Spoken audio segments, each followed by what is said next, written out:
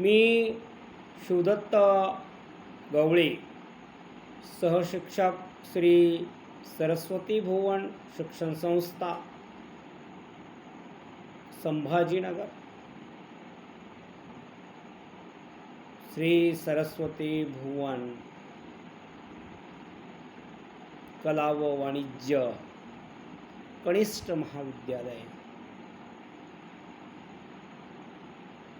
संभाजीनगर। तर आज तुमच्या समोर एक नवीन व्हिडिओ लेक्चर घेऊन येत आहे। तर वर्ग 11वी विषय सचिवाची कार्यपद्धती, अर्थ चिटणीसाची कार्यपद्धती। तर प्रकरण दुसरे, संयुक्त भांडवली संस्था। तर आपण संयुक्त भांडवली संस्था या प्रकरणावर आज चर्चा करणार आहोत। तर संयुक्त भांडवली संस्था हे प्रकरण बघण्यापूर्वी मी आपणाला नम्रतेने विनंती करतो की माझं शिवदत्त गवळी नावाचं जे काही चॅनल आहे त्याला तुम्ही सर्वांनी भरभरून प्रतिसाद द्यावा। अर्थ, माझ्या चॅनलला लाईक करावं, कमेंट्स करावं, शेअर करावं आणि माझ्या चॅनलला सबस्क्राईब देखील करावं आणि बाजूच्या बेलला क्लिक करायला अजिबात विसरायचं नाही। कारण आगामी काळामध्ये माझे जेव्हा जेव्हा नवनवीन व्हिडिओ यूट्यूबवर मी टाकेल किंवा यूट्यूबवर मी प्रसिद्ध करेल त्यावेळेस त्याची सूचना, नोटिफिकेशन आपल्या मोबाईलवर सर्वप्रथम तुम्हाला कळेल, बघायला मिळेल आणि नवनवीन व्हिडिओचा फायदा सर्वप्रथम तुम्ही घेऊ शकाल। त्या दृष्टिकोनातनं आपण ही जी काही व्हिडिओ बघण्याची सुवर्ण संधी आहे ती घालवू नका। तर बघावं, वर्ग 11वा विषय सचिवाची कार्यपद्धती, अर्थ चिटणीसाची कार्यपद्धती, प्रकरण नंबर 2, संयुक्त भांडवली संस्था। यात आपण काय बघणार आहोत? व्यवसाय संस्थांची उत्क्रांती, व्यक्तिगत एकल व्यापारी संस्था, संयुक्त एकत्र हिंदू कुटुंब संस्था, भागीदारी संस्था, मर्यादित दायित्व भागीदारी संस्था, सहकारी संस्था, संयुक्त भांडवली संस्था, अर्थ कंपनी। कंपनी, अर्थ, व्याख्या आणि वैशिष्ट्ये, कंपनीचे प्रकार, फरक, तर इत्यादी गोष्टी आपल्याला या प्रकरणात अभ्यासावयाच्या आहेत आणि त्या दृष्टिकोनातून आपण सर्वांनी मन लावून एकाग्रचित्ताने हा व्हिडिओ बघावा, श्रवण करावा, जेणेकरून आपल्या ज्ञानामध्ये आणखी भर पडेल आणि 11वीच्या मुलांचा बेस 12वीच्या अभ्यासक्रमासाठी पक्का होईल। तर बघा मग, प्रस्तावना। इंग्लंडमध्ये 1760 साली औद्योगिक क्रांती झाली। औद्योगिक क्रांतीपूर्वी वस्तूचे उत्पादन अत्यंत मर्यादित स्वरूपाचे होते व वितरणही मर्यादित होते। तर इंग्लंडमध्ये इसवी सन 1760 मध्ये औद्योगिक क्रांती झाली, म्हणजे उद्योगधंदे निर्माण झाले मोठ्या प्रमाणावर। त्याचा परिणाम काय झाला? तर औद्योगिक क्रांतीपूर्वी वस्तूचं उत्पादन अतिशय मर्यादित स्वरूपाचं होतं। मात्र जेव्हा इंग्लंडमध्ये 1760 नंतर औद्योगिक क्रांती झाली. त्या औद्योगिक क्रांतीमुळं, आमूलाग्र अशा बदलामुळं उद्योगधंदे वाढले. औद्योगिक क्रांतीपूर्वी वस्तूचं उत्पादन अतिशय अल्प प्रमाणात होतं, मर्यादित स्वरूपाचं होतं. पण ते उत्पादन वाढलं औद्योगिक क्रांतीचा परिणाम म्हणून, आणि वितरणही वाढलं. वस्तूचं उत्पादन त्याचबरोबर वस्तूचं वितरणही वाढलं.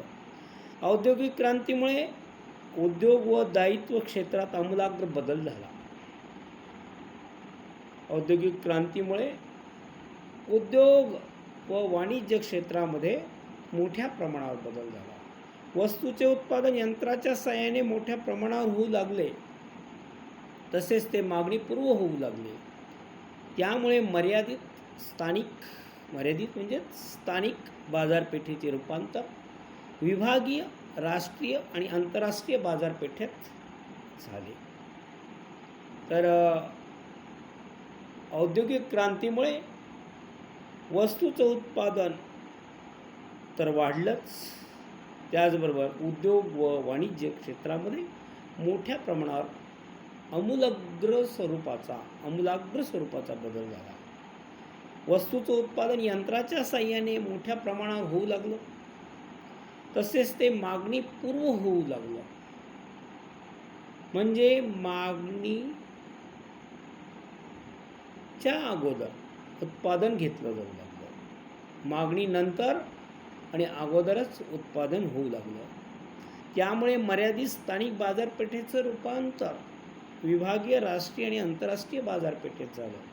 आणि त्यामुळे बाजारपेठेचं रूपांतर, जी काही स्थानिक बाजारपेठ होते तिचा विस्तार वाढला आणि त्याचं रूपांतर विभागीय बाजारपेठेत झालं, राष्ट्रीय बाजारपेठेत झालं, हळूहळू आंतरराष्ट्रीय बाजारपेठेत झालं. आणि व्यावसायिकांनी उत्पादित केलेल्या वस्तू, माल हा जगभर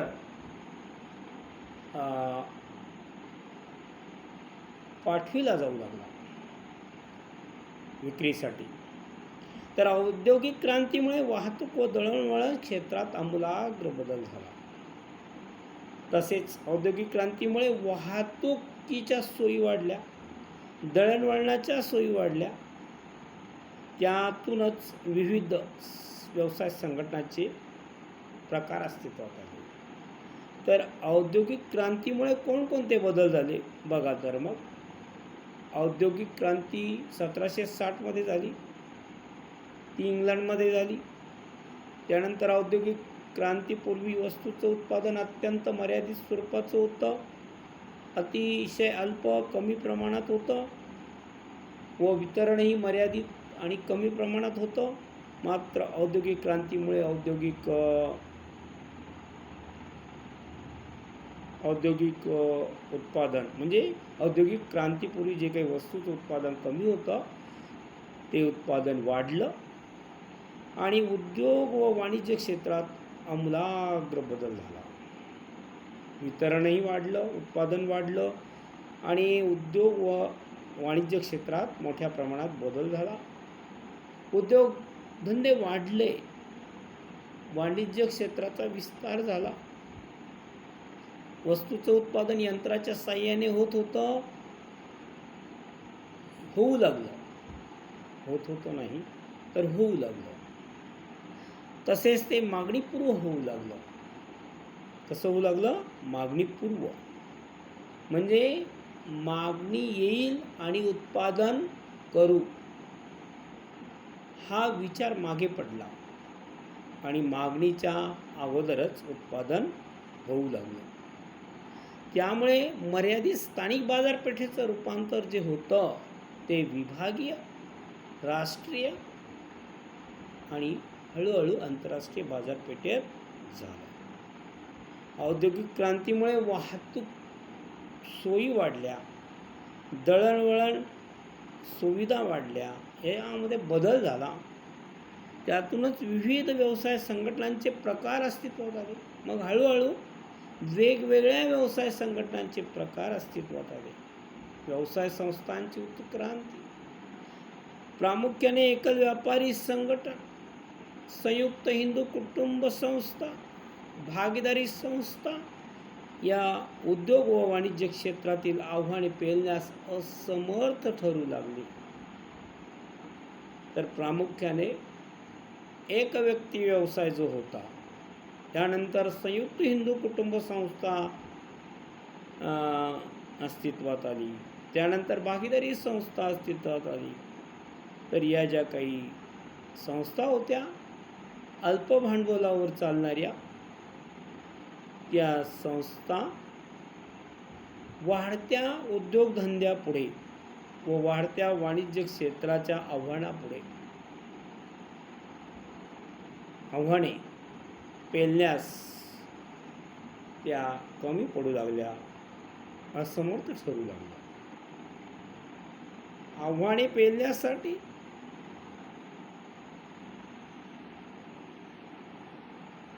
आधुनिक उद्योगधंदे व आधुनिक वाणिज्य क्षेत्रात झालेला बदल, यामुळे जी काही आव्हाने निर्माण झाली, ती आव्हाने पेलण्यासाठी, स्वीकारण्यासाठी व्यवसायाचा संयुक्त भांडवली संस्था हा प्रकार उदयाला आला. व्यवसाय संघटनांचे प्रकार. आता व्यवसाय संघटनांचे प्रकार जर विचारात घेतले तर एकूण 6 प्रकार आहेत.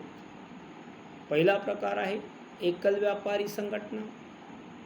दुसरा प्रकार आहे संयुक्त हिंदू कुटुंब संस्था. तिसरा प्रकार आहे भागीदारी संस्था. चौथा प्रकार आहे मर्यादित दायित्व भागीदारी संस्था. 5वा प्रकार आहे सहकारी संस्था. 6वा प्रकार आहे संयुक्त भांडवली संस्था, त्यालाच आपण कंपनी असं म्हणतो. आता क्रमाक्रमाने प्रत्येक व्यवसाय संघटनेच्या प्रकाराबद्दल आपण सविस्तर अशी माहिती बघू. प्रथम बघू व्यक्तिगत एकल व्यापारी संस्था.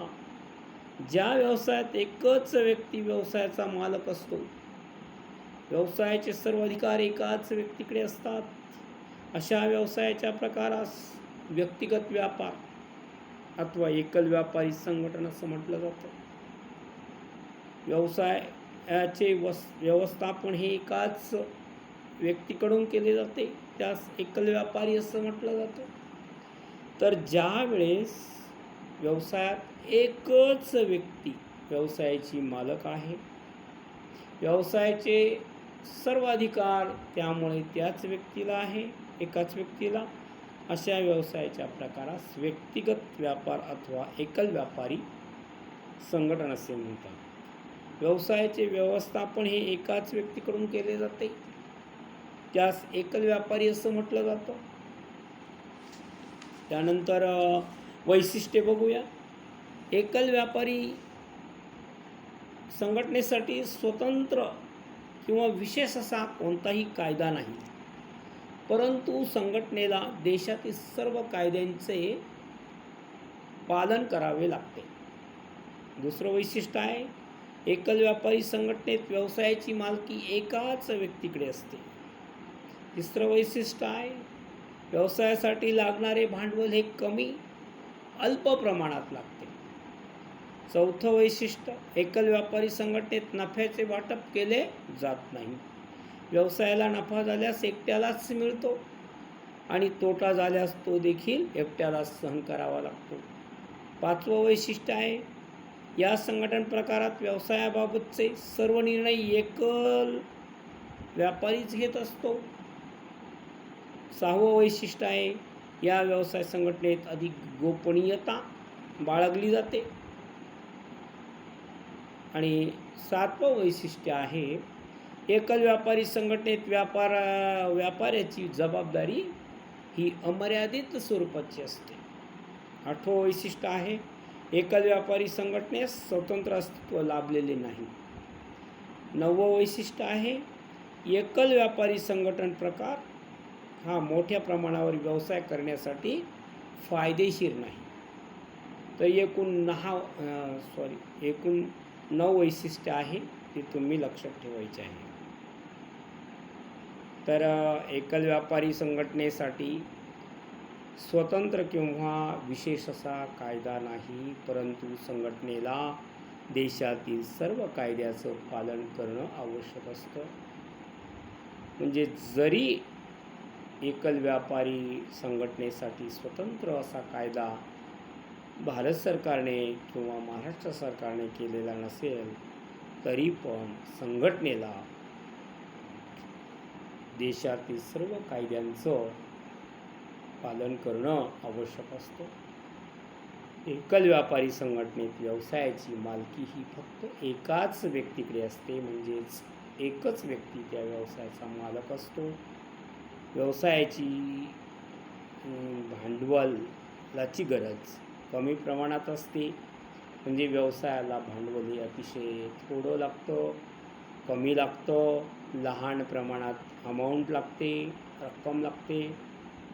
आणि एकल व्यापारी संघटनेत नफ्याचं वाटपसुद्धा केलं जात नाही, कारण मालक हा एकच असतो, व्यवस्थापक एकच असतो आणि उत्पादक तोच, मालक तोच, व्यवस्थापक तोच असल्यामुळे नफ्याचा वाटपाचा प्रश्न त्या ठिकाणी उद्भवत नाही.